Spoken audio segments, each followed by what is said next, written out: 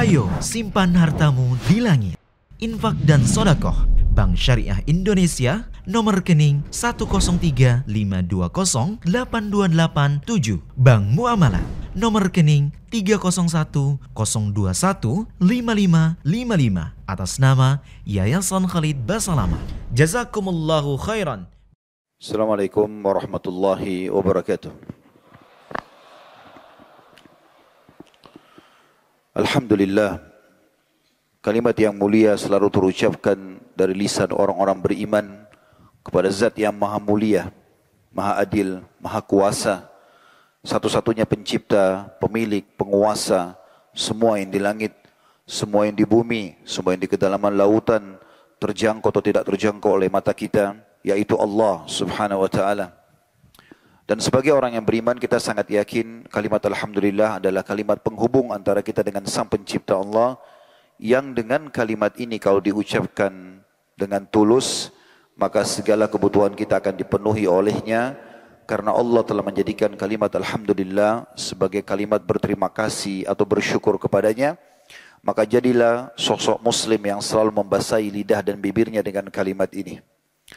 Selanjutnya kita panjatkan salam hormat kita kepada utusan Sang Pencipta, manusia yang telah disempurnakan jalur nasabnya, fisiknya, ilmunya, orang yang paling layak dijadikan sebagai suri tauladan, pemimpin seluruh nabi, pemimpin seluruh keturunan anak Adam, baik di dunia maupun di akhirat. Manusia yang telah Allah janjikan dengan mengucapkan satu kali salam hormat kepadanya, akan dibalas oleh Allah dengan 10 kali rahmat. Dan rahmat Allah sangat luas, meliputi segala sesuatunya. Baik itu tertambahkannya nikmat ataupun mendapatkan solusi dari permasalahan-permasalahan. Andai saja Allah Maha Pencipta atau Sang Pencipta memberikan kepada kita dengan 10 kali salam hormat ini, satu rahmat saja sudah cukup. Bagaimana dengan mengucapkan satu kali salam hormat diberikan 10 rahmat? Maka sangat wajar sebagai orang yang beriman, sebagai tanda patuh kepada Allah dan juga berterima kasih kepada manusia terbaik ini, kalau kita selalu mengucapkan salawat dan taslim kepada Nabi besar Muhammad sallallahu alaihi wa ala alihi wa sahbihi wasallam. Pertama-tama saya mengajak diri saya dan teman-teman sekalian untuk mengikhlaskan niat kita, karena tidak ada amal yang diterima oleh Allah kecuali yang ikhlas. Dalam sebuah hadis qudsi, hadis sahih, kata Nabi SAW, Allah berfirman, aku adalah sebaik-baik sekutu. Semua yang dipartnerkan bersamaku, maka aku akan berikan kepada sekutuku.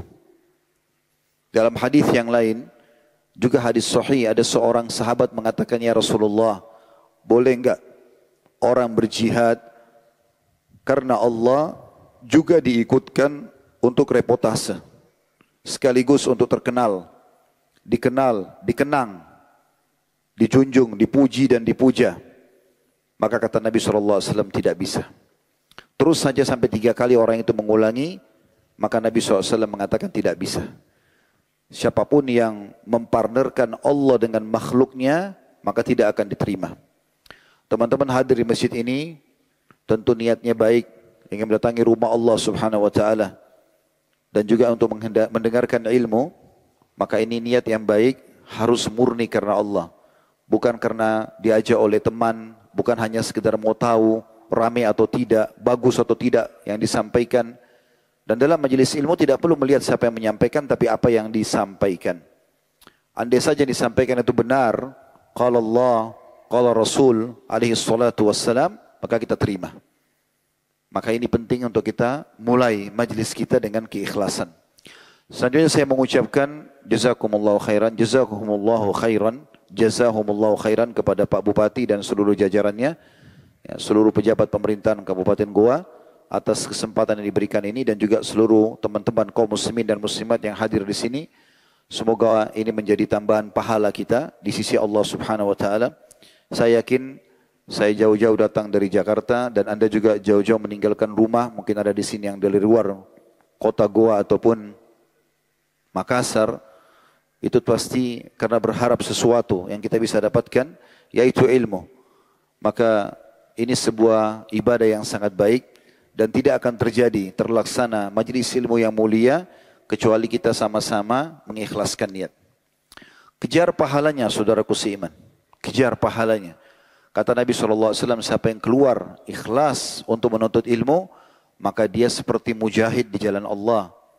Kata Nabi SAW dalam hadis yang lain, siapa yang keluar ikhlas menuntut ilmu, maka dia akan mendapatkan pahala haji yang lengkap.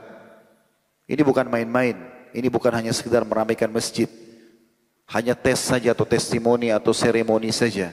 Tapi untuk mengetahui apa yang sedang Sang Pencipta perintahkan kepada kita sehingga kita terapkan dalam kehidupan kita.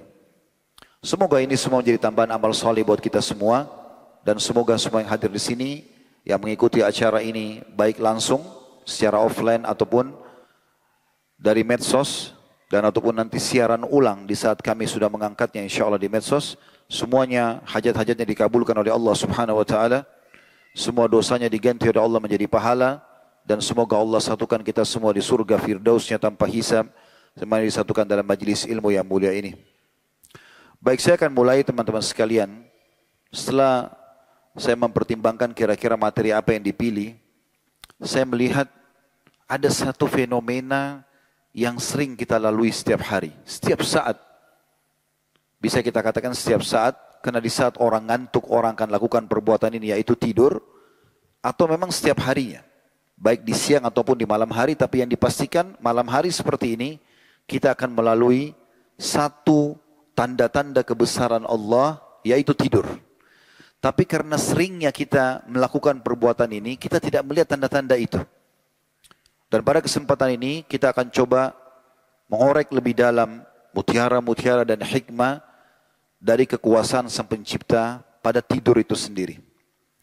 Kita akan mulai teman-teman sekalian dengan firman Allah Subhanahu Wa Taala. Saya berharap teman-teman membuka, kalau bisa membuka Al-Quran di handphonenya, surah Ar-Rum, surah nomor 30 dalam Al-Quran, ayat 23.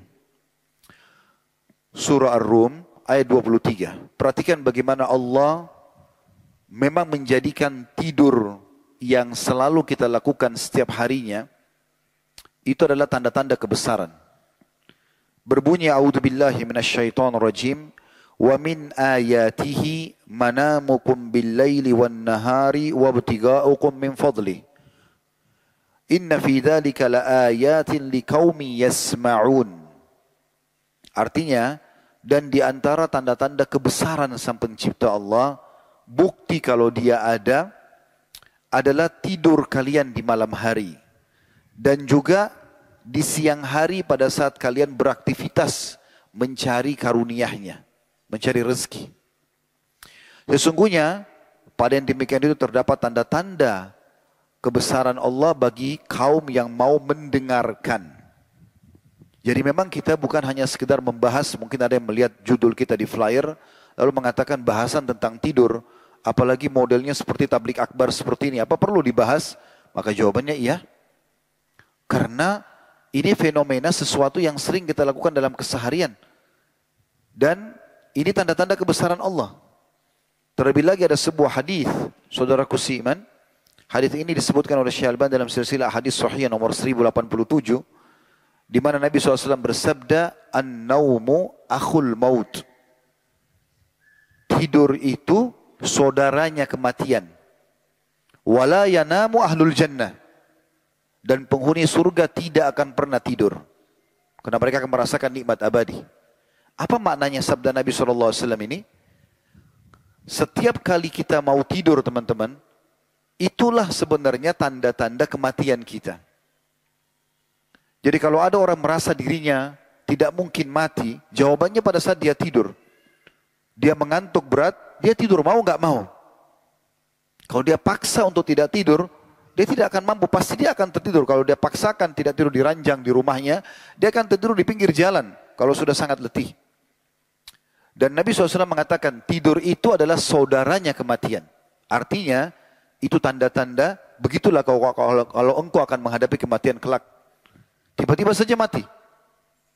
Sehebat apapun kita menjaga kesehatan kita, makanan, minuman, apa saja prestasi dunia ini, maka tetap saja mati kalau datang akan menyambut kita. Berarti ada tanda-tanda kebesaran bagi orang yang mau belajar dari kematian, dari tidur itu.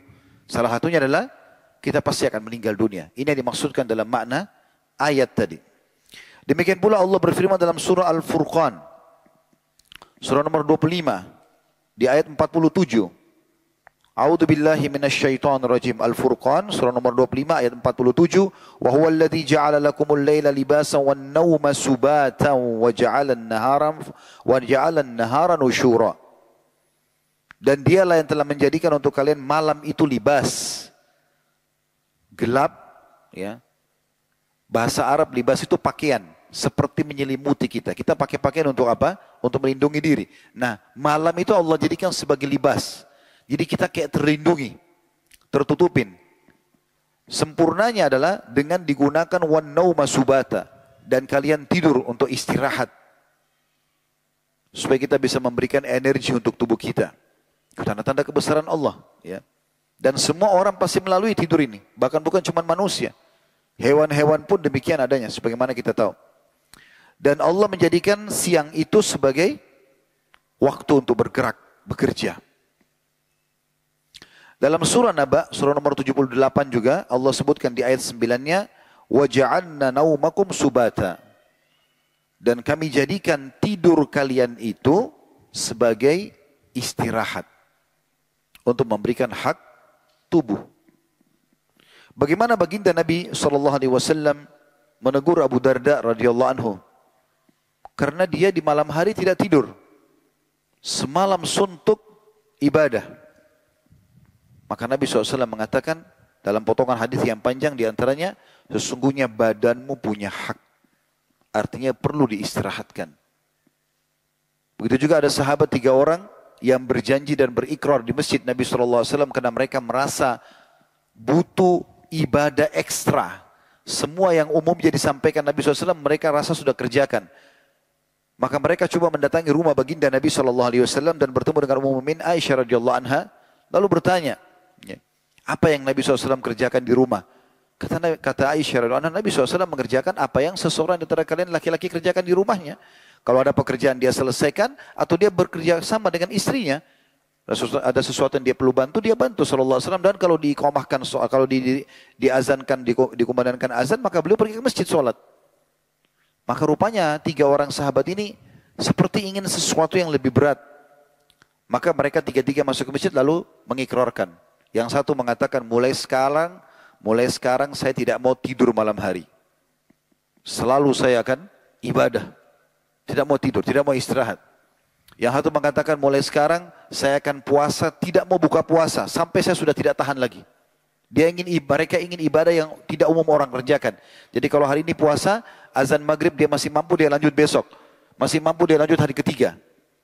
Yang satu mengatakan mulai sekarang saya tidak akan menikah dengan wanita. Dianggap dengan menikah berarti terganggu ibadah dia kepada Allah. Waktu sampai di telinga baginda Nabi SAW, kata Nabi SAW, telah sampai kepada saya berita begini dan begitu tentang kalian. Ketahuilah, saya adalah orang yang paling bertakwa kepada Allah di antara kalian. Dan ketahuilah, saya itu tidur di malam hari. Dan saya juga bangun sholat malam. Nabi SAW contohkan masalah tidur ini. Kemudian saya juga puasa dan saya berbuka puasa dan saya menikahi wanita. Man ragiba an sunnati falaysa minni. Siapa yang tolak sunnahku bukan bagian dari umatku. Allah juga menjelaskan dalam surah Az-Zumar, surah nomor 39 ayat 52, tentang prosesi tidur itu sebagai tanda-tanda kebesaran. Jadi kita kalau tidur, itu seperti orang yang sedang menghadapi kematian. Ruh itu pun keluar, tapi bukan keluarnya seperti keluarnya pada saat kita meninggal dunia. Karena dia masih bisa kembali, itu pun di saat Allah izinkan. Perhatikan Allah gambarkan dalam surah Az-Zumar, surah nomor 39 ayat 52. A'udzu billahi minasyaitonir rajim. Allahu yatawaffal anfusa hina mautiha wallati lam tamut fi manamiha fayumsiku allati qada 'alaiha al-mauta wa yursilu al-ukhra ila ajalin musamma. Inna fi dzalika laayatin liqaumin yatafakkarun. Artinya Allah lah yang mewafatkan jiwa-jiwa pada saat dia mati. Allah yang buat ruhnya dicabut sehingga orang itu meninggal. Dan juga Allah lah yang menahan ruh itu atau mengembalikan, mengeluarkan atau mengembalikan di saat dia tidur. Maka Allah menahan yang Allah ingin tahan, maksudnya dia mati, pada saat dia tidur nggak dikembalikan lagi ruhnya, atau Allah melepaskan, Allah mengembalikan ruh itu ke jasadnya sampai ajal yang sudah ditentukan. Pada demikian itu terdapat tanda-tanda kebesaran bagi kaum yang mau berfikir. Ya. Ini dikuatkan juga dengan ada hadis Nabi SAW tentang doa tidur ya. Ya Allah, yang artinya ya Allah, kalau seandainya engkau melepaskan, kalau engkau mewafatkan jiwaku ini pada saat tidur, maka kasihanilah dia, ampunilah dia. Kalau engkau lepaskan ruhnya kemana-mana, jagalah dia sebagaimana engkau menjaga ruhnya orang-orang beriman. Jadi memang ini ada sebuah tanda-tanda kebesaran Allah subhanahu wa ta'ala. Baik, kita akan masuk teman-teman sekalian ke masalah yang perlu kita ketahui berhubungan dengan masalah tidur ini, yaitu adab nabawiyah. Bagaimana Nabi Muhammad SAW mengajarkan kepada kita banyak hal berhubungan dengan masalah tidur. Yang pertama harus diperhatikan adalah kita dianjurkan sekali untuk tidak menerlambatkan waktu tidur selepas Isya, kecuali dalam keadaan darurat. Jadi yang sering kita dengar di Indonesia begadang, itu anjurannya tidak ada dalam syariat. Kecuali dalam keadaan darurat. Misalnya lagi memecahkan perkara umat. Nabi Muhammad SAW dengan para sahabat kadang-kadang terpaksa begadang selepas Isya, itu dikarenakan karena ada perkara yang harus dipecahkan. Ada musuh yang akan menyerang, ada perkara yang harus didiskusikan, atau ada keluarga yang silaturahim, atau ada majelis ilmu, atau ada jihad berjaga-jaga di perbatasan. Tapi kalau hanya duduk nongkrong omong kosong di pinggir jalan, menghabiskan waktu tidak ada manfaatnya, maka ini tidak boleh dalam Islam. Sampai Umar bin Khattab radhiyallahu anhu itu selepas Isya keliling kota Madinah membawa tongkat, cambuk. Kalau beliau menemukan ada orang yang kumpul-kumpul di pinggir jalan, beliau tanya, kenapa kalian kumpul di sini? Kalau karena silaturahim keluarga, kalau misalnya takziah orang yang meninggal, ada sesuatu yang berhubungan dengan hukum syar'i, maka Umar biarkan. Tapi kalau tidak, dicambuk oleh Umar, disuruh pulang untuk tidur. Dan Umar mengatakan, apakah kalian kumpul-kumpul di sini sehingga sholat malam kalian akhirnya terluputkan? Maka ini bagian dari hal yang perlu diperhatikan. Dan disebutkan dalam sebuah riwayat Abu Barzah radhiyallahu anhu, hadis ini diriwayatkan oleh Imam Bukhari nomor 568 dan Imam Muslim 647. Anna Nabi sallallahu alaihi wasallam yakrahu an-nauma qabla salatil isya'i wal haditha ba'daha. Bahwasanya Rasulullah SAW itu membenci tidur malam sebelum Isya. Kayak kita sekarang habis maghrib nggak boleh tidur. Karena kalau kita tidur nanti kebablasan lewat Isya'nya. Tetapi Nabi SAW membenci juga berbincang-bincang yang tidak bermanfaat setelah Isya. Kalau sudah tidak ada manfaatnya, beliau tidur. Istirahat. Dan kita sudah tahu, kalau istirahat teman-teman medis yang hadir tentu tahu tentang masalah itu. Tidur istirahat di malam hari itu justru manfaatnya besar.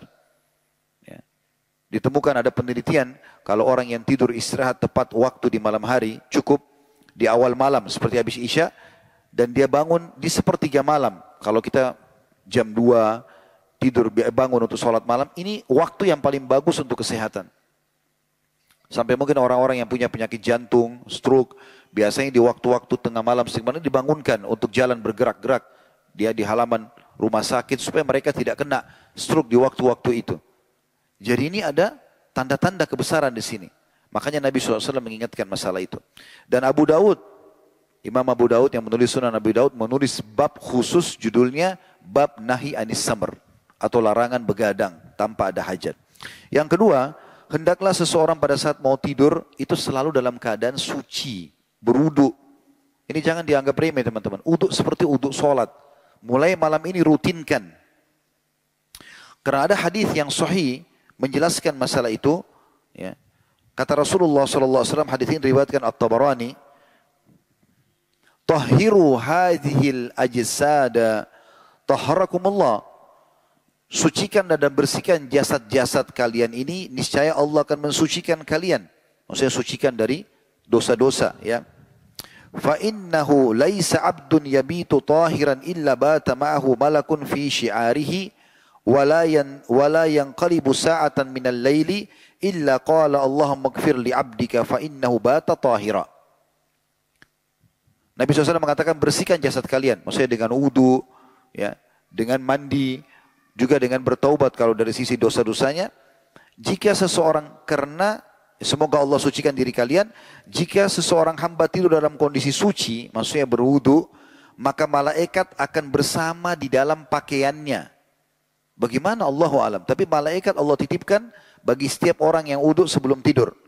Dan malaikat tidak berpaling sesaat pun di malam itu, ya, kecuali berdoa kepada Allah Ta'ala yang mengatakan, ya Allah ampunilah hambamu ini sebab ia tidur dalam keadaan suci.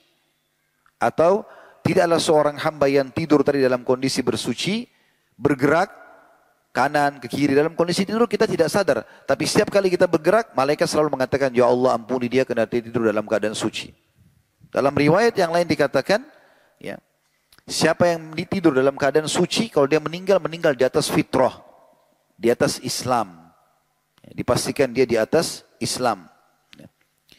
Di dalam hadis Abdullah bin Umar radhiyallahu anhu, bahwasanya Rasulullah SAW bersabda, man bata tahiran, bata fi syi'arihi malak, falam yastaykid illa qala al-malak, Allahumma ighfir li 'abdika fulan fa innahu bata tahira. Barang siapa yang tidur dalam keadaan suci, maka malaikat akan bersamanya di dalam pakaiannya.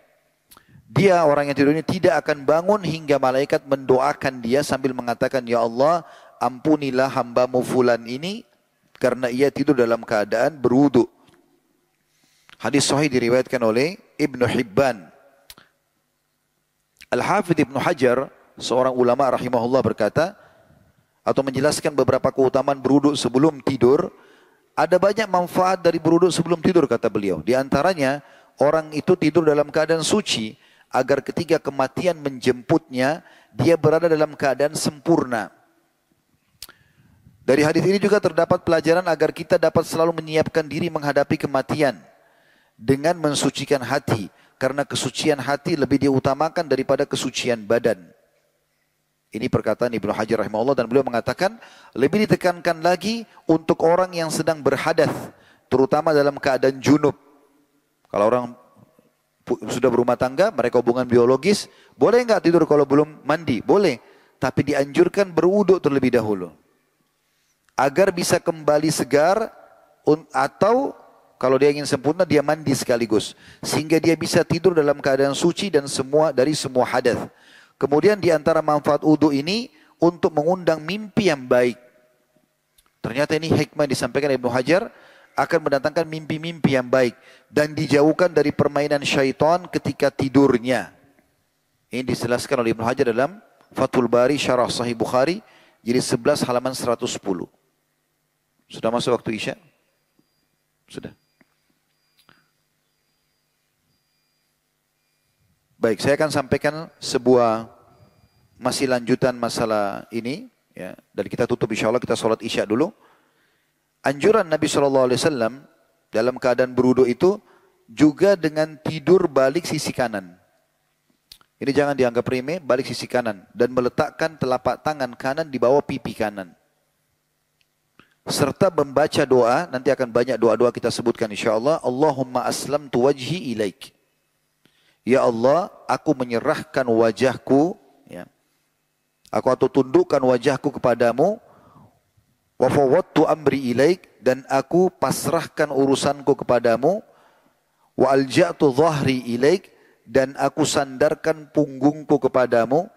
Ragbatan wa rahbatan ilaik.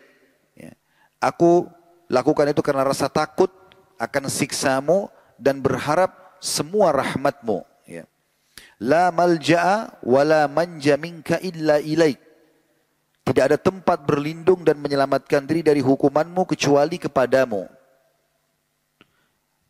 Allahumma amantu bi kitabika alladhi anzalt. Ya Allah, aku beriman kepada kitabmu Al-Quran yang telah engkau turunkan. Wa bi nabiyyika alladhi arsalt. Dan kepada nabimu yang engkau telah utus. Kata Nabi SAW dalam hadis Bukhari ini, Imam Bukhari meriwayatkan di nomor 247 dan Imam Muslim 2710, siapa yang dalam kondisi berwudu mau tidur, kemudian balik sisi kanan, meletakkan tangan kanan di bawah pipi kanan, lalu membaca tadi doa itu, Jika kamu mati di malam itu, kata Nabi SAW, kamu mati dalam keadaan fitrah. Dan jadikanlah doa ini sebagai kalimat terakhir yang engkau ucapkan sebelum tidur. Setelah tadi sempat kita singgung juga, sebenarnya ini bisa masuk dalam adab yang ketiga, yaitu tidur dalam posisi sebelah kanan, serta meletakkan telapak tangan kanan di bawah pipi kanan. Berdasarkan sabda Rasulullah sallallahu alaihi wasallam dalam hadis Bukhari nomor 247, "Idza ataita majja'aka fatawadda wudu'aka lis-shalah thumma ittaji' ala shikkika al-ayman." Apabila engkau mendatangi tempat tidurmu, maka hendaklah berwuduk terlebih dahulu sebagaimana wudukmu untuk melakukan salat. Kemudian berbaringlah di atas rusuk sebelah kananmu. Di dalam sabda Nabi SAW yang lain diriwayatkan oleh Abu Daud berbunyi, "Idza awaita ila firashika wa anta tahirun fatawassat yaminak." Apabila engkau hendak tidur di malam hari, maka bersucilah dan berbalinglah di atas rusukmu sebelah kanan atau balik sisi kanan. Yang keempat harus diperhatikan adabnya adalah tidak boleh tengkurap. Tidak boleh tengkurap dengan posisi sebagai tumpuhan pada saat kita sedang tidur. Kecuali pada saat sudah terjadi proses tidur tanpa disadari, itu berbeda. Tapi di awal tidak boleh memulainya. Dan umumnya ini penyebab daripada mimpi buruk. Karena ini tidurnya ahli neraka dengan cara tengkurap. Maksudnya mereka bukan dalam kondisi tidur, tapi mereka pada saat disiksa umumnya ditengkurapkan. Disebutkan dalam sebuah riwayat dari Ya'ish bin Talfa Al-Ghifari, dari bapaknya dia berkata, "Fabainama ana muttaji'un fil masjidi minas sahari ala batni idza rajulun yuharrikuni birijlihi faqal inna hadhihi dij'atun yubghiduha Allah." Qala fanadhartu fa idza Rasulullah sallallahu alaihi wasallam. Sahabat ini berkata, Ya'ish radhiyallahu anhu, ketika aku sedang berbaring tengkurap di masjid karena begadang, dan itu terjadi di waktu sahur. Lalu ada seseorang yang menggerak-gerakkanku dengan kakinya atau membangunkanku dengan kakinya. Lalu ia berkata, sesungguhnya posisi tidur tengkurap seperti ini adalah posisi tidur yang sangat dimurkahi oleh Allah. Kemudian aku memandang ke arah orang tersebut, ternyata dia adalah Rasulullah sallallahu alaihi wasallam. Jadi sahabat ini tidur tengkurap di masjid, lalu Nabi sallallahu alaihi wasallam menggerakkan dengan kaki beliau agar dia mengubah posisinya. Ini tidur tengkurap banyak sekali kita lihat sering terjadi ya di masjid. Di mana-mana seringkali orang anggap ini sesuatu yang biasa saja. Padahal sebenarnya ini cara tidur yang sangat dimurkahi oleh Allah Subhanahu wa taala. Di dalam hadis yang lain, dan hadis ini diriwayatkan Ibnu Majah nomor 3724, An Abi Dzar radhiyallahu anhu qala marra biya an-nabiy sallallahu alaihi wasallam wa ana muttaji'un ala batni faraqadani birijlihi wa qala ya Junaidib innama hadhihi di'jatun ahlin nar. Dari Abi Dzar radhiyallahu anhu, beliau mengatakan Nabi sallallahu alaihi wasallam pernah lewat di hadapanku ketika aku sedang tidur tengkurap. Maka beliau menggerakkanku dengan kakinya, ya. Di sini juga bisa bermakna Nabi sallallahu alaihi wasallam ya, menendang beliau, ya, menyentuh badannya dengan kaki. Lalu beliau bersabda, wahai Junaidib. Ini panggilannya Abi Dzar radhiyallahu anhu. Sesungguhnya posisi tidur tengkurap seperti ini adalah posisi tidurnya penghuni neraka. Jadi dilarang tidur dalam kondisi tengkurap. Dan Syekh Muhammad bin Utsaimin rahimahullah berkata, di dalam hadis ini terdapat satu dalil yang menunjukkan bahwa tidak pantas seseorang tidur tengkurap, lebih-lebih lagi dilakukan di tempat yang terbuka. Karena jika orang banyak melihat tidur semacam itu, mereka tidak suka. Namun jika seseorang dalam keadaan sakit perut, dengan tidur seperti itu membuat teredam sakitnya, maka seperti itu tidak masalah, kata beliau, karena dilakukan dalam kondisi ada kebutuhan. Diambil dari syarah Riyadhus Shalihin, jadi tempat halaman 343. Tapi intinya di sini dilarang tidur tengkurap. Jadi semua orang tidur tengkurap ini umumnya, tadi sebagaimana saya katakan, pendapat sebagian ulama mendatangkan mimpi-mimpi buruk. Dan juga ini secara medis kurang sehat ya. Karena menekan posisi nafas terganggu, posisi perut terganggu. Ya. Maka sebaiknya kita menghindari masalah ini. Yang kelima, ini mungkin yang masih jarang dikerjakan sunnah Nabi SAW, menggunakan celak. Baik laki-laki maupun perempuan. Di saat mau tidur. Tetapi yang Nabi SAW gunakan celak khusus namanya ithmit. Tulisannya itu alif lam hamzah tha mim dal, ithmit ya. Mungkin kalau sekarang karena umroh belum dibuka, semoga Allah mudahkan satu waktu insyaallah. Kalau ada yang berangkat ke sana bisa pesan ya. Dia ada dua jenis, ada yang har, panas, ada yang barid, dingin. Ada tulisannya begitu biasanya. Nah, kalau yang panas ini biasa dipakai oleh orang-orang di Timur Tengah di musim dingin. Dan yang dingin dipakai di musim panas. Tapi intinya Nabi SAW menganjurkan, kalau kita belum mempunyai celak ini, jenis ithmet ini, kita boleh gunakan celak yang lain. Berdasarkan hadits Ibnu Umar radhiyallahu anhuma, dan ini diriwayatkan Ibnu Majah nomor 3497, anna Nabiya SAW kana yaktahilu bil ithmidi kulla laylatin qabla an yanama fi kulli ainin thalathata amyal. Bahwasanya Rasulullah SAW senantiasa memakai celak dengan batu celak atau dengan ithmit ya. Celak ini bernama ithmit setiap malam sebelum beliau hendak tidur. Beliau menggunakan celak itu pada kedua matanya sebanyak 3 kali goresan ya. 3 kali dioleskan di setiap mata. Dan beliau SAW bersabda dalam hadis riwayat Imam Ahmad dengan sanad sahih, "Alaikum bil ithmidi 'indan naumi fa innahu yajlul basara wa yumbitu sya'ra." Hendaklah kalian selalu menggunakan celak mata sebelum tidur. Ya, ini laki-laki juga boleh, tapi di saat mau tidur ya. Ini dianjurkan begitu. Kalau perempuan boleh dipakai setiap saat, yang penting jangan sampai dia tabarruj atau di depan umum sehingga ini lebih menarik bagi laki-laki. Tapi di rumah, umumnya dia ada anjuran. Hendaklah engkau menggunakan celak, kata Nabi SAW, sebelum tidur. Karena ia bisa menjernihkan penglihatan dan menumbuhkan bulu mata. Sebagaimana saya katakan tadi, hadis ini sahih diriwayatkan oleh Imam Ahmad. Yang keenam, anjuran untuk mengebas tempat tidur atau membersihkan ketika hendak tidur. Jadi walaupun sudah ditata rapi ranjang itu, tetap anjurannya kita menebasnya. Ya. Apalagi kalau ada selimut, maka selimutnya dikebas dulu. Kita tidak tahu apa yang tersembunyi di bawah situ, mungkin ada serangga, ya, atau yang sejenisnya. Ini sunnah Nabi SAW.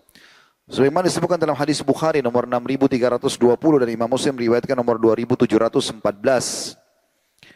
Bahwasanya beliau SAW bersabda, "Idza jaa ahadukum ila firashi falyakhudh dakhilata izarihi falyanfudh biha firashahu wal yusammillaha fa innahu la ya'lamu ma khalafahu ba'da."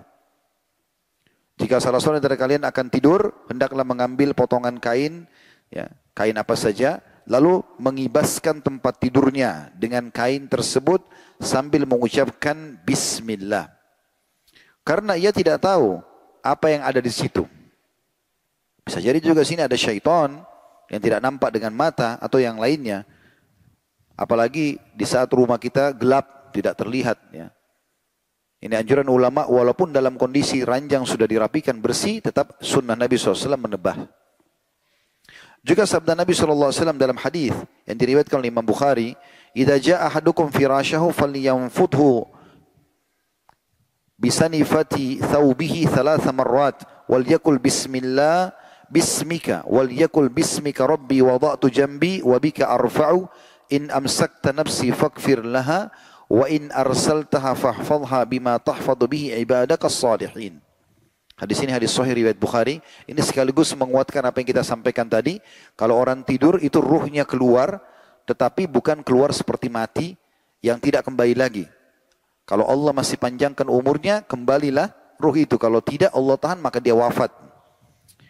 Dalil dalam hadis Bukhari ini, kata Nabi SAW, jika salah seorang di antara kalian akan tidur, hendaklah ia mengibaskan tempat tidurnya dengan ujung bajunya sebanyak 3 kali sambil membaca doa, Bismika Rabbi wada'tu jambi.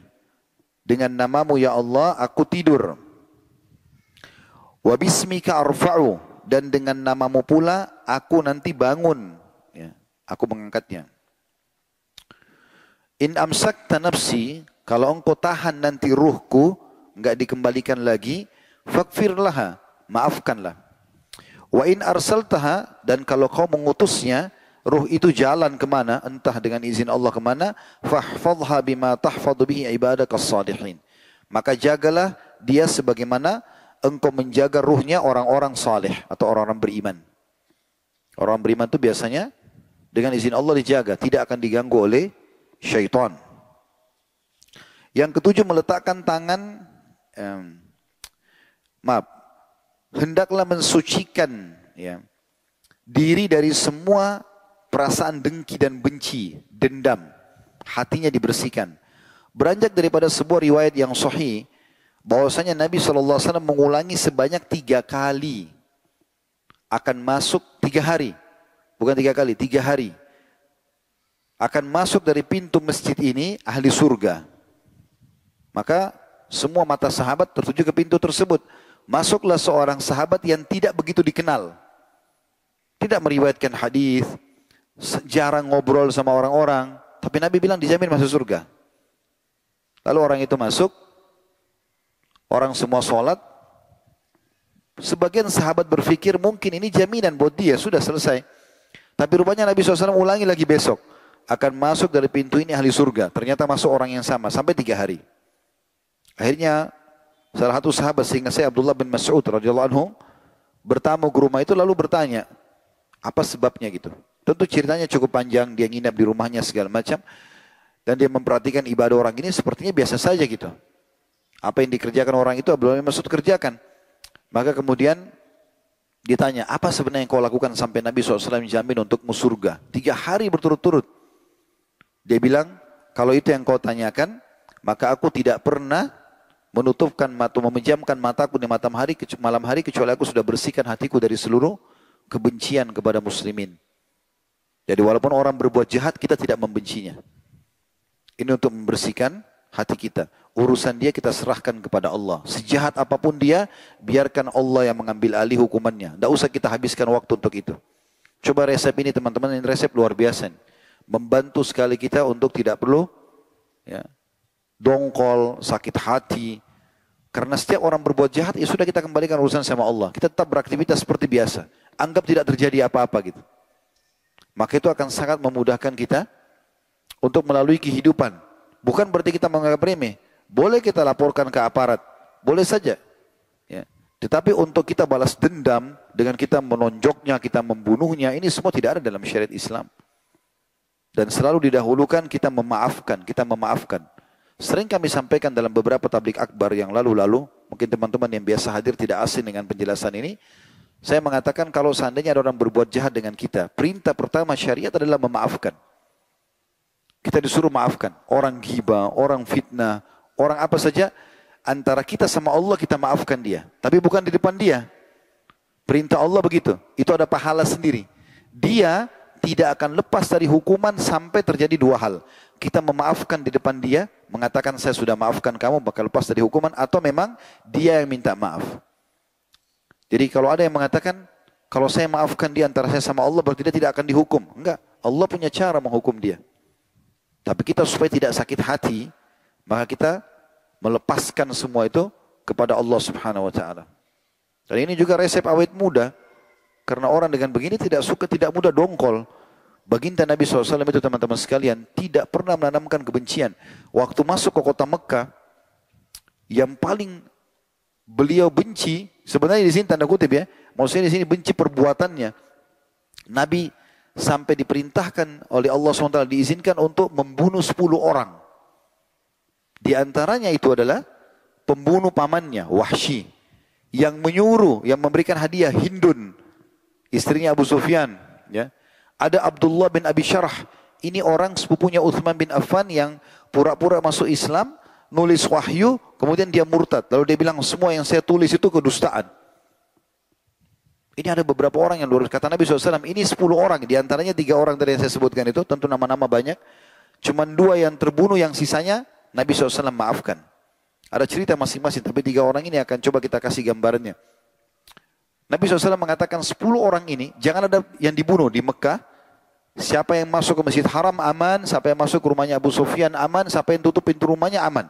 Yang di pinggir jalan nggak aman. Bisa dihukum oleh pasukan muslimin. Kecuali 10 orang ini. 10 orang ini kalau kalian temukan biar mereka sedang bergantung di kiswahnya Ka'bah, bunuh juga.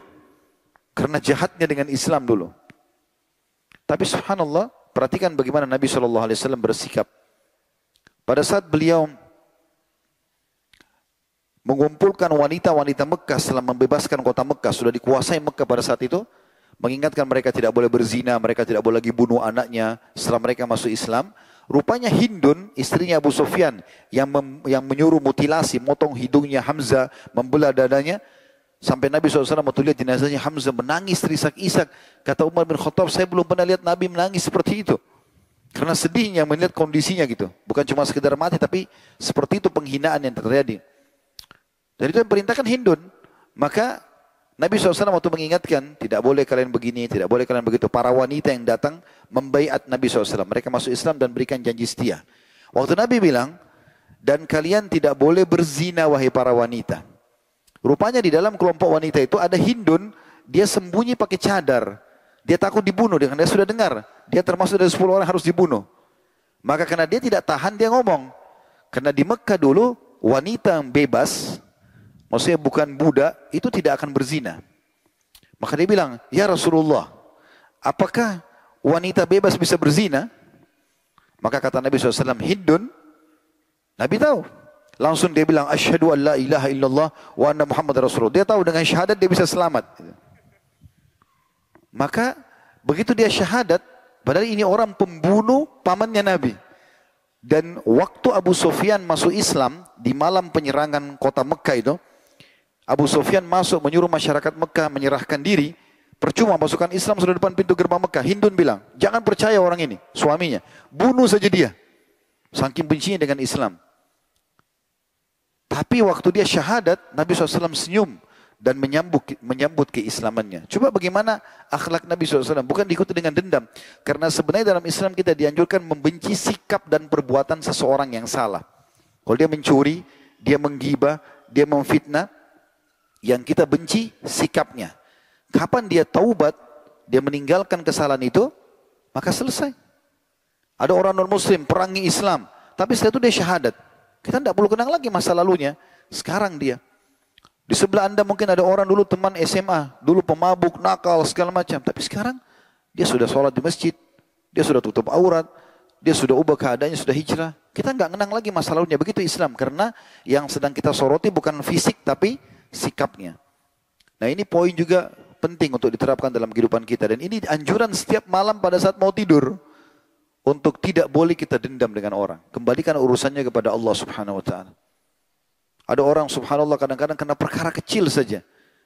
Cekcok sama temannya, bertahun-tahun dia dendam. Dongkol hatinya. Kenapa seperti ini? Akhirnya tua sebelum waktunya. Baru umur 30 tahun, 40 tahun sudah keriputan, sudah uban banyak, sudah segala macam. Kenapa perkara? Nabi SAW meninggal itu, di umur 63 tahun, cuma ada 3 lembar rambut putihnya. Di jenggot beliau ataupun di kepala beliau SAW. Tidak disebutkan di jenggot beliau. Semuanya hitam tetap, normal, biasa. Karena Nabi SAW tidak pernah dendam. Tidak pernah diikuti dengan dendam. Beliau tahu ada Tuhannya Allah yang mengawasi semua itu. Ada orang berbuat jahat, Allah tidak akan biarkan dia. Pasti Allah punya cara membalasnya. Tidak usah kita repot-repot menghabiskan energi dan waktu untuk itu. Perhatikan, ini bagian daripada adab setiap kali mau tidur. Lupain sudah perkaranya orang, kita jalan dengan urusan kita. Selama kita nggak salah, jalan saja. Kalaupun kita salah dan sedang disorotin, tugas kita bertobat dan tutupi aib itu. Ambil pelajaran, selesai. Ini cara sederhana. Selanjutnya, yang ke-8 ya, yaitu hendaklah senantiasa evaluasi diri. Kembali melihat amalnya pada hari itu. Bagus nggak? Hari ini sudah tepat waktu sholat nggak? Ya. Tadi sudah bersedekah atau tidak? Tadi sudah silaturahim keluarga atau belum? Apa kira-kira amal soleh yang belum kita kerjakan? Usahakan besok kita bisa kerjakan. Dan setiap orang muslim wajib bagi dia untuk dia evaluasi dirinya untuk menjadi orang lebih baik dari yang sebelumnya. Dan kapan teman-teman sekalian kita menyibukkan diri dalam mengerjakan dan mengejar target-target amal soleh, maka dengan sendirinya perbuatan dosa kita akan tinggalkan. Jadi nggak usah khusus mengeluarkan energi potensi untuk tinggalkan dosa, nggak usah. Sibukkan diri dengan amal soleh, maka dengan sendirinya dosa akan ditinggalkan. Dan akhirnya kita menjadi hamba-hamba Allah yang terpilih. Ingat, terbatas sekali umur kita. Kita tidak tahu, setiap orang antara kita sekarang sedang menuju ke liang lahatnya, siapa yang meninggal lebih dulu. Maka orang yang cerdas, orang yang selalu evaluasi dirinya. Dia selalu menghisap dirinya, gitu kan? Makanya Nabi SAW pernah memegang dalam hadis Bukhari, pundak Abdullah bin Umar radhiyallahu anhu lalu mengatakan, "Kun fid dunya ka'annaka gharibun aw abirus sabil." Jadikan dirimu hai Ibnu Umar di dunia ini seperti orang asing atau cuma orang lewat saja. Maka Abdullah bin Umar faham apa yang Nabi sampaikan dan beliau jabarkan ke kita. Dalam riwayat yang sama langsung bersambung Ibnu Umar mengatakan, "Idza amsayta fala tantadhirus sabah." Jadi seakan-akan Ibnu Umar bilang, yang saya faham dari Nabi sampaikan tadi, jadikanlah dirimu asing di dunia, adalah kalau kau tiba pagi sore hari jangan tunggu pagi hari. Wa idza asbahta fala tantadhirul masa. Kalau kau tiba pagi hari jangan tunggu sore hari. Wa khudh min sihatika limaradik, dan maksimalkan masa sehatmu sebelum kau sakit, wali hayatika qabla mautik, dan hidupmu sebelum kau meninggal. Maka itu bahan evaluasi. Muhasabah. Jangan selalu sibuk dengan keadaannya orang saja. Ada orang begitu, evaluasi tapi bukan diri dia, orang lain. Orang lain terus dicari kesalahannya, dia sendiri gak pernah lihat aib-aib dirinya. Orang mukmin teman-teman, makin kental imannya, maka makin sering merasa dirinya punya banyak kesalahan. Itu yang terjadi pada para salafus saleh. Mereka jadikan bahan muhasabah diri mereka. Sampai banyak di antara mereka pernah Abdullah bin Abbas radhiyallahu anhu pakai jubah bagus, dia jalan tiba-tiba ada orang lewat tanpa sebab. Abdullah bin Abbas juga tidak kenal orang ini, bukan dari kalangan sahabat setelah Nabi SAW meninggal. Langsung dia mengatakan, kau mentang-mentang sepupunya Rasulullah, kau mentang-mentang begini, mentang-mentang begitu, segala macam hal. Abdullah bin Abbas diam saja. Beberapa muridnya di sebelah sudah jengkel melihat orang ini. Ini orang nggak kenal, nggak salam, nggak apa, terus tiba-tiba mencaci maki. Dan siapa Abdullah bin Abbas? Ulamanya para sahabat gitu. Gitu. Maka karena Abdullah bin Abbas diam, mereka diam saja. Lalu setelah itu Abdullah bin Abbas setelah orang itu sudah kena tidak dilayanin, dia caci maki nggak dilayanin, habis kata-katanya. Kapan orang itu tidak habis kata-katanya kalau kita layani dia? Kamu itu begini-begini, kamu juga begini, beribut terus nggak selesai-selesai. Coba kalau antum nggak layani, selesai sebenarnya. Dia rugi sendiri, kita enggak. Maka setelah selesai kata Abdullah bin Abbas, kamu sudah selesai. Orang itu jadi malu. Dia tundukkan kepalanya, lalu Abdullah bin Abbas buka jubah barunya, dikasih ke orang itu. Sambil dia mengatakan, ambillah ini sebagai hadiah. Dia bilang sama salah satu muridnya, berikan juga dia beberapa dirham. Dan dia bilang langsung, kalau seandainya kau ada hajat, datanglah ke rumah kami, wahai saudaraku. Akhirnya orang itu menjadi muridnya beliau. Gitu. Jadi kalau ilmu dan iman sudah tertanam dalam diri seseorang, kita akan temukan orang itu jauh lebih tenang.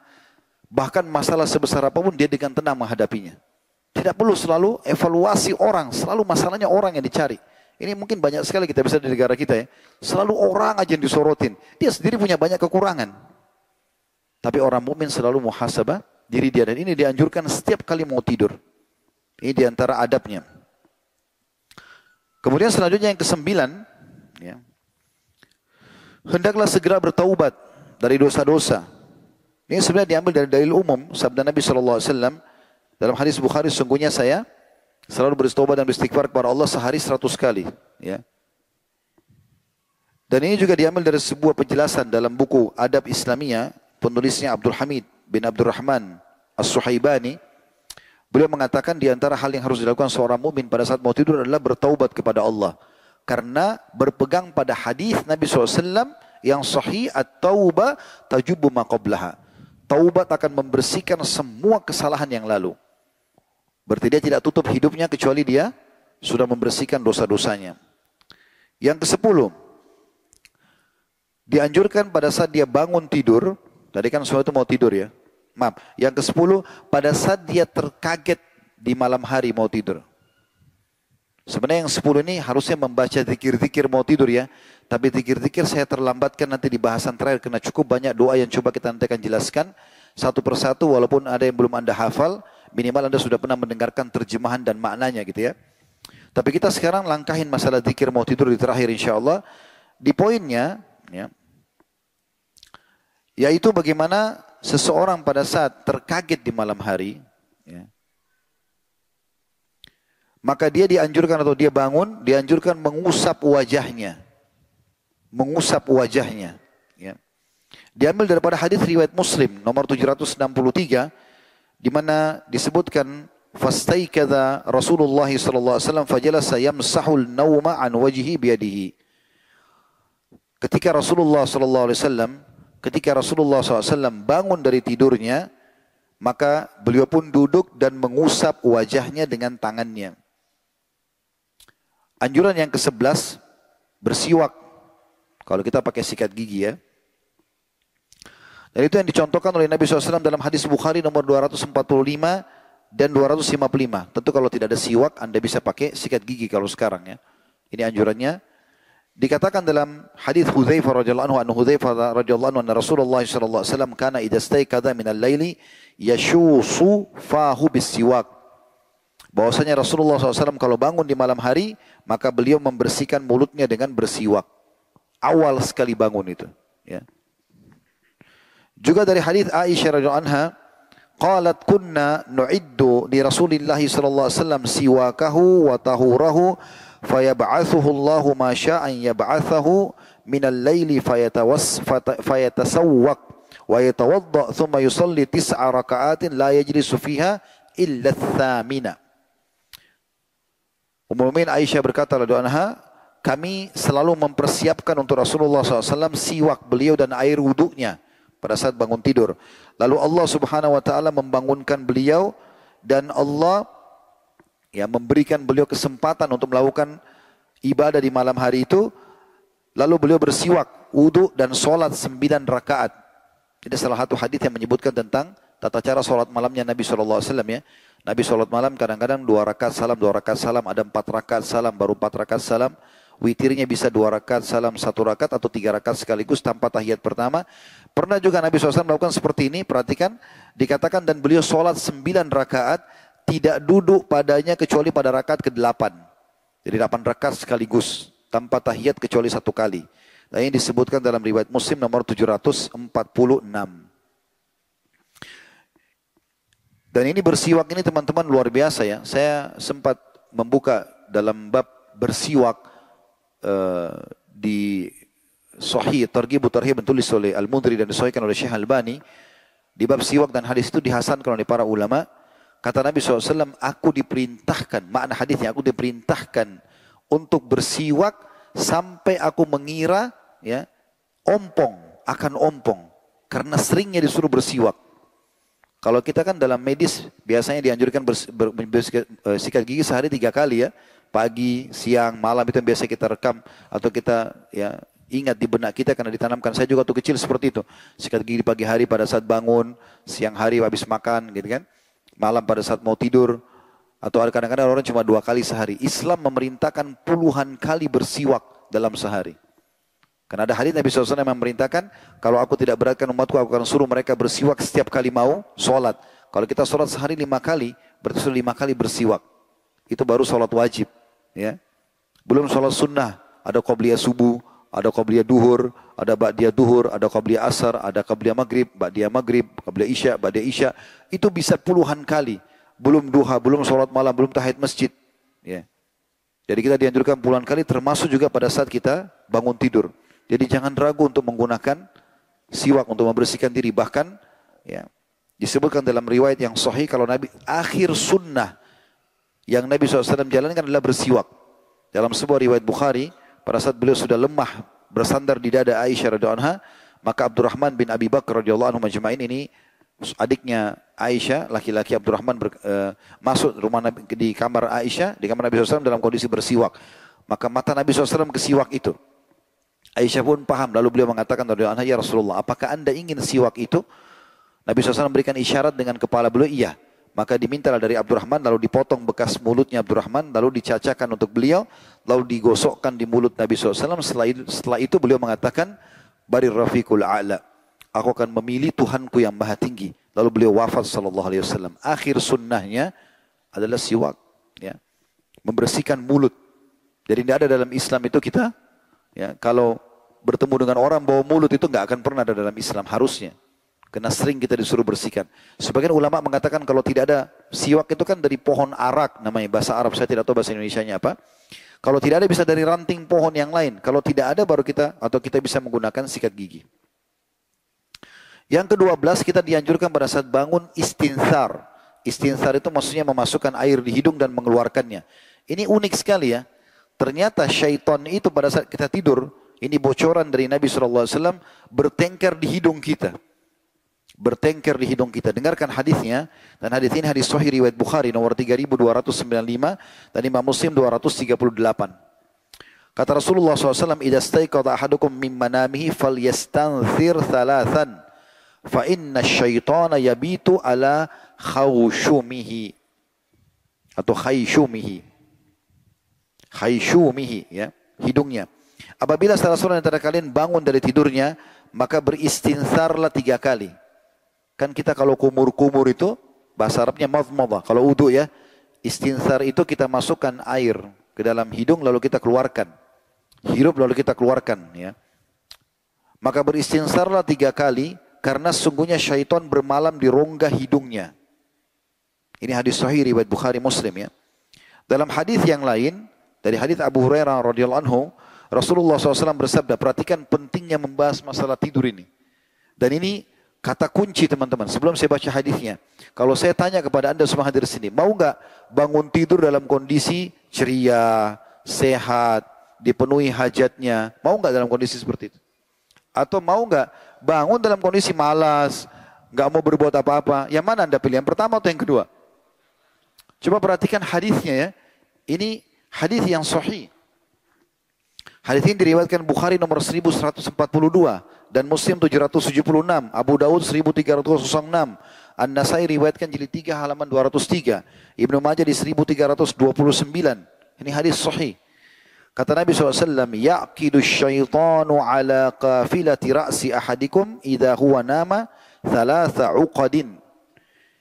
Yadribu kullu uqdatin alayka laylun tawil. Farqut. فإذا استيقظ فذكر الله إن حلت عقدة فإذا توضأ إن حلت عقدة فإذا صلى إن حلت عقدة فأصبح نشيطا طيب النفس وإلا أصبح خبيث النفس كسلان." Ya. Kata Nabi SAW dalam hadis, syaitan membuat 3 ikatan di tengkuk atau leher bagian belakang setiap orang di antara kalian. Setiap kali orang itu akan tidur, semua kita pasti kena ini, walaupun orang beriman. Diikat oleh syaitan dengan 3 ikatan. Di setiap ikatan, syaitan membisikkan, malam masih panjang, tidurlah. Pernah kita bangun malam lalu ada bisikan, belum, subuh masih lama. Nah, itu syaitan itu. Ya. Jika dia bangun lalu berzikir kepada Allah, nanti kita akan bahas zikir-zikir bangun tidur ya.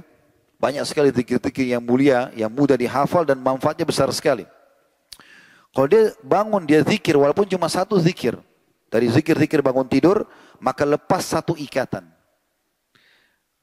Kalau dia berwudu, nah salah satu yang dilakukan dalam wudu adalah kumur-kumur dan istinsar.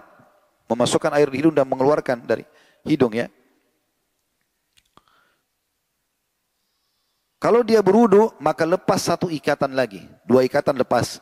Kalau dia mengerjakan sholat, maka lepas ikatan terakhir. Apa manfaatnya ya Rasulullah? Dengarkan. Kata Nabi SAW, maka kalau lepas ketiga ikatan tersebut, di pagi hari dia akan bersemangat dan bergembira. Jika dia tidak melakukan itu, tidak zikir pada saat bangun, tidak wudu, tidak sholat, maka dia akan bangun dalam kondisi sedih, tidak ceria, dan menjadi sangat malas. Jadi pada saat orang bangun dianjurkan untuk memasukkan air ke dalam hidung, kemudian mengeluarkannya. Ya. Sebenarnya istinsyak, istilahnya kalau dihirup ya. Ini istinsar mengeluarkan, tapi tidak mungkin kita lakukan istinsar, mengeluarkan air dari hidung tanpa istinsyak, tanpa menghirupnya. Maka ini yang dianjurkan gitu. Ini subhanallah saya pernah praktikkan pribadi teman-teman sekalian. Pada saat bangun ya, di malam hari, mau sholat malam, kan, masih mengantuk, coba lakukan ini. Cuci telapak tangan, kemudian ambil sedikit air, walaupun tidak sampai ke dalam, masukkan air ke dalam hidung, subhanallah tiba-tiba ngantuk itu hilang.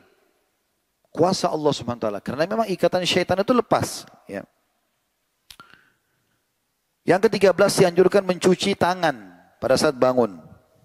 Berdasarkan sabda Nabi SAW, hadis riwayat Bukhari nomor 162 dan Muslim 278, "Idza staiqadha ahadukum min naumi fala yagmis yadahu fil ina'i hatta yagsilaha thalathan."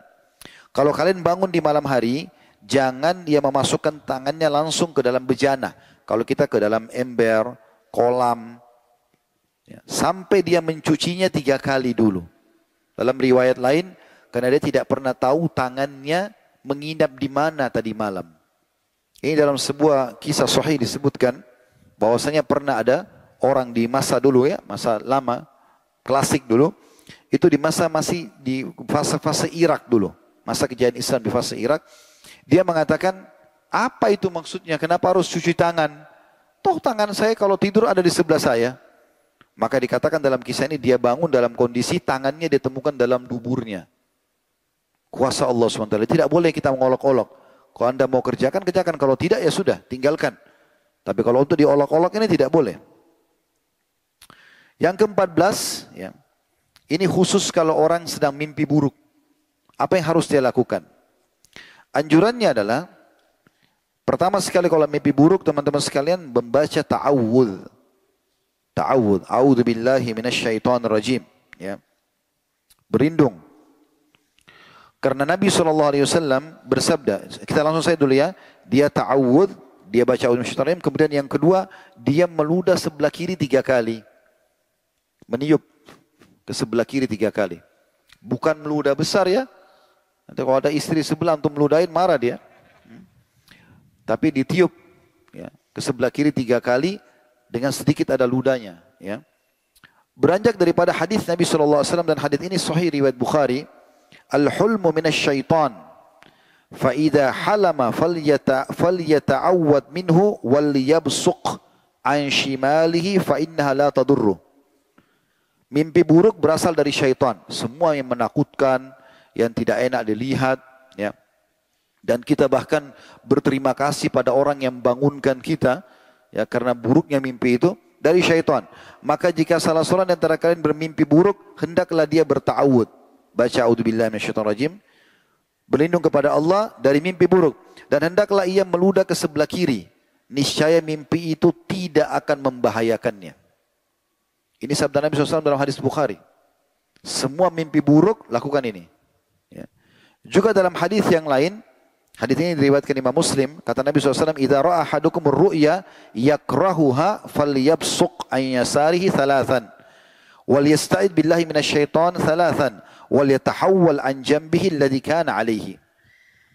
Apabila salah seorang dari kalian bermimpi yang buruk, yang dia tidak suka, maka hendaklah ia meludah ke sebelah kiri 3 kali dan berta'awud, baca a'udzubillahi minasyaitonirrajim, lalu meniup sebelah kiri 3 kali.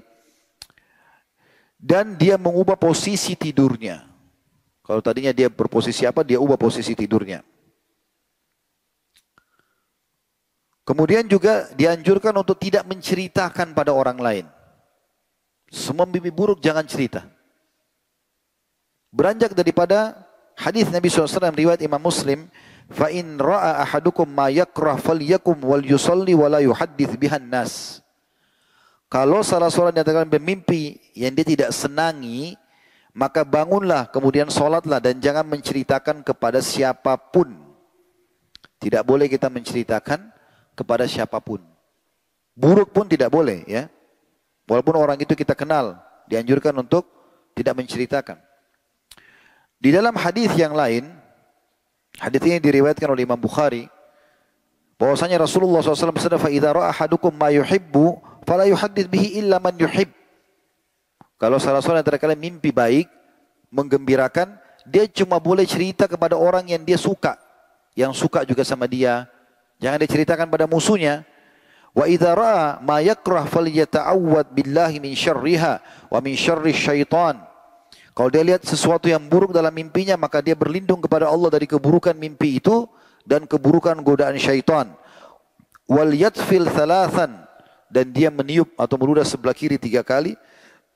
Wala yuhaddits biha ahadan fa innaha lan tadurru, Dan jangan pernah dia ceritakan pada siapapun. Niscaya kalau dia lakukan ini, ya, dia tidak ceritakan pada orang, dia berlindung kepada Allah, dia menoleh sebelah kiri 3 kali, mimpi itu tidak akan berbahaya untuk dia.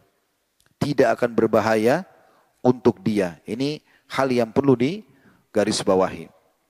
Kita tutup dengan yang terakhir teman-teman sekalian. Di poin adalah membaca doa-doa. Ini sengaja saya akhirkan tadi saya katakan. Karena memang doa-doa ini ya cukup banyak dan kita coba insya Allah sampaikan. Semoga Allah SWT berkahi. Yang paling pertama, kalau mau tidur, ya, ini adab yang terakhir, membaca 3 surah yang sudah masyhur, Al-Ikhlas, Al-Falaq, An-Nas. Jangan dianggap remeh ini. Dan sering kali di pengajian kami ada yang tanya, Ustadz, kan kalau ini contoh yang lain ya, nanti kita jelaskan kembali ke bahasan kita. Kan kalau zikir habis sholat subuh, kita kan dianjurkan baca Qul Huwallahu Ahad 3 kali. Al-Falaq 3 kali, An-Nas 3 kali. Terus saya mau zikir pagi, saya baca lagi enggak? Ya jelas jawabannya baca lagi. Tetap baca lagi karena masing-masing ada anjurannya. Anjuran baca selepas sholat, anjuran baca juga pada saat zikir pagi. Jangan dianggap itu satu. Kan? Begitu juga pada saat kita mau tidur. Walaupun selepas Isya kita sudah baca Al-Ikhlas, Al-Falaq, An-Nas, pada saat mau tidur baca ini. Dan ini tidak pernah ditinggalkan oleh baginda Nabi SAW. Setiap kali mau tidur. Bahkan Aisyah menyampaikan radhiyallahu anha, Nabi SAW pada saat baca tidak berbicara dengan satu kalimat pun. Sampai beliau meniupkan hasil bacaannya itu ke telapak tangan beliau, lalu mengusapkan ke seluruh tubuhnya. Sallallahu alaihi wasallam. Al-Ikhlas, Al-Falaq, An-Nas. Ya. Dan ini anjurannya ya, disebutkan dalam hadis Bukhari nomor 5017 dan Imam Muslim 2192. Kemudian selanjutnya membaca ayat kursi. Dan tidak boleh diluputkan ini. Selalu baca ayat kursi. Dan kita sudah tahu sama-sama ayat kursi. Cuma dalam sebuah riwayat yang sahih disebutkan. Ya, diriwayatkan Bukhari. Siapa yang membaca ayat kursi sebelum tidur, maka ia akan terus dijaga oleh Allah Ta'ala dan terlindung dari gangguan syaitan sampai pagi hari. Satu ayat. Dalam surah Al-Baqarah, ayat 255. Ayat kursi.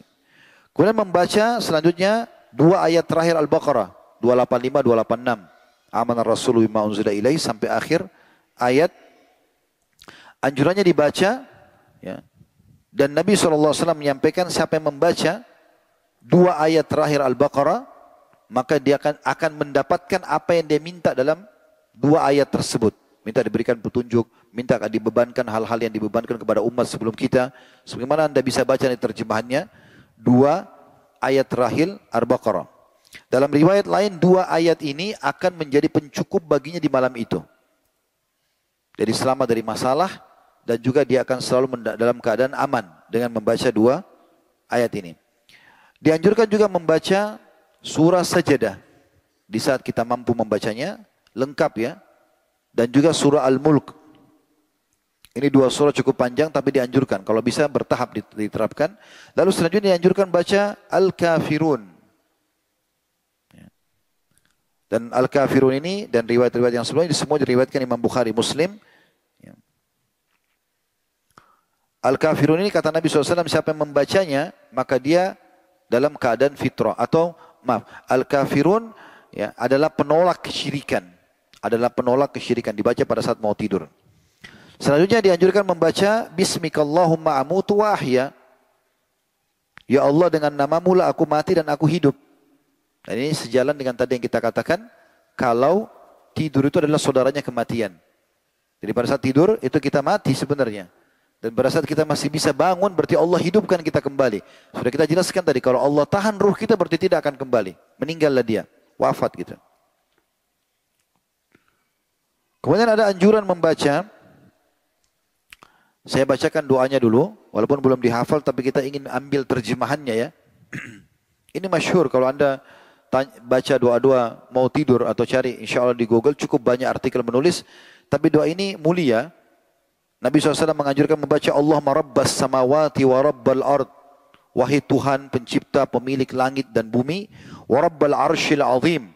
Pemilik singgasana yang agung. Rabbana wa rabba kulli syai'. Tuhan kami dan Tuhan segala sesuatu. Falikal habbi wan nawa. Tuhan ya, yang menciptakan biji-bijian. Wa munazzil wa munzil Taurat wal Injil wal Furqan. Zat yang menurunkan kitab Taurat, Injil dan Al-Quran. A'udzu bika min syarri kulli syai'in anta akhidun binasiyatihi. Aku berlindung kepadamu kepada seluruh keburukan yang engkau pegang ubun-ubunnya. Jin, manusia, hewan-hewan, semua yang Allah pegang ubun-ubunnya bisa diwafatkan oleh Allah. Aku berlindung dari semua keburukan mereka. Allahumma antal awwalu falaysa qablaka syai'. Ya Allah, kau yang awal dan tidak ada sebelummu apapun itu. Wa antal akhiru falaysa ba'daka syai'. Dan engkau adalah yang terakhir dan tidak ada sesudahmu. Wa antal zahiru falaysa fawqaka syai'. Dan engkau pun ya, yang paling unggul dan tidak ada yang mengunggulimu. Wa antal batinu falaysa dunaka syai'. Dan engkau pun ya, yang batin dan tidak ada yang tersembunyi di sisimu. Iqdi anna ad-daina wa agnina minal faqr. Ya Allah, lunasilah utang-utang kami dan selamatkan kami dari kefakiran. Jadi sebenarnya semua tadi panjang lebar memuji Allah SWT, ujung-ujungnya minta pada saat meninggal agar diselamatkan dari hutang. Dalam riwayat lain disebutkan bahwasanya seorang sahabat datang dan berkata kepada Nabi SAW, dia mengatakan, ya Rasulullah, sesungguhnya aku terlilit dengan utang. Ajarkan kepadaku doa yang kalau aku baca, aku akan terbebaskan dari utang itu. Maka Nabi SAW mengajarkan kepada dia. Doanya yang sudah masyhur, Allahumma inni a'udzubika minal hammi wal hazan. Ya Allah, aku berlindung kepadamu dari kesedihan, ya, dari sumpek dan kesedihan. Wa a'udzubika minal ajzi wal kasal. Dan aku berlindung kepadamu dari sifat putus asa dan malas. Wa a'udzubika minal jubni wal bukhul. Dan aku berlindung kepadamu dari sifat pengecut dan pelit. Wa a'udzubika min galabatid dain wa qahrir rijal. Dan aku berlindung kepadamu juga dari ya dikuasai oleh orang dan terlilit dari utang, ya. Maka sahabat itu mengatakan, aku pun mengamalkan, maka utangku pun dilunasi oleh Allah Subhanahu wa taala. Kemudian juga ada doa, ya ini yang kita ingin titik beratkan, sebenarnya cukup banyak doanya, tapi doa ini mulia. Kata Nabi SAW, siapa yang terkaget di malam hari, walaupun dia tidak sholat ya, kemudian dia membaca La ilaha illallah wahdahu la syarikalah, lahul mulku wa lahul hamdu wa huwa ala kulli syai'in qadir. Alhamdulillah, subhanallah, wala ilaha illallah wallahu akbar, wala hawla wala quwata illa billahil ali, wala hawla wala quwata illa billah. Allahumma gfirli. Artinya siapa yang kaget di malam lalu dia baca 3 zikir yang digabungkan. La ilallah wahdahu la syarikalah, tidak ada Tuhan yang berhak disembah kecuali Allah, tidak ada sekutu bersamanya, ya. La ilallah wahdahu la syarikalah, lahul mulku, miliknya kerajaan, walahul hamdu, miliknya puji-pujian, wa huwa ala kulli syai'in qadir, dan dia mampu mengerjakan apapun. Saya yakin teman-teman sudah hafal ini. La ilallah wahdahu la syarikalah, lahul mulku, walahul hamdu, wa huwa ala kulli syai'in qadir. Lalu kemudian membaca zikir yang kedua, alhamdulillah, subhanallah, wa la ilaha illallah, wallahu akbar. Kita kan kalau sholat baca subhanallah dulu, alhamdulillah, baru Allah akbar kan. Kalau ini terkaget malam hari tidak. Alhamdulillah dulu, baru subhanallah, baru la ilaha illallah, baru Allahu akbar. Kemudian baca la haula wa la quwata illa billah. Kemudian dia tambah dengan doa Allahumma gfirli. Kata Nabi SAW, kalau dia baca ini, diampuni dosanya yang lalu. Kalau dia berdoa, diterima doanya. Kalau dia sholat, diterima sholatnya. Dengan membaca ini. Jadi kalau kita terkaget malam hari, dengan hanya sekedar membaca ini saja, tidak sholat, tidak apa-apa gitu, maka sudah diampuni dosa kita yang lalu. Kalau kita sholat atau kita berdoa aja, misalnya kita mengatakan pada saat masih ngantuk, udah baca zikir ini, lalu kita berdoa, ya Allah, lunasi utangku, sembuhkan penyakitku, mudahkan urusanku, maka Allah kabulkan dengan baca zikir ini saja. Walaupun dia tidur lagi. Tapi kalau dia bangun sholat, sholatnya dipastikan diterima. Dan ini kemuliaan yang luar biasa pada saat kita terbangun di malam hari. Ini semua teman-teman sekalian yang berhubungan dengan masalah tidur, hal yang harus diperhatikan oleh setiap muslim. Semoga insya Allah kita bisa mengamalkan apa yang sudah kita dengarkan ini. Dan Allah SWT menjadikannya sebagai ilmu yang bermanfaat. Dan juga masih banyak kuasa-kuasa Allah SWT dalam hal yang lain. Insya Allah nanti kita akan adakan lagi tablik akbar berhubungan dengan masalah itu. Dari makanan, minuman, turunnya air hujan, dan segala macam hal. Semoga kita bisa ambil manfaat insya Allah.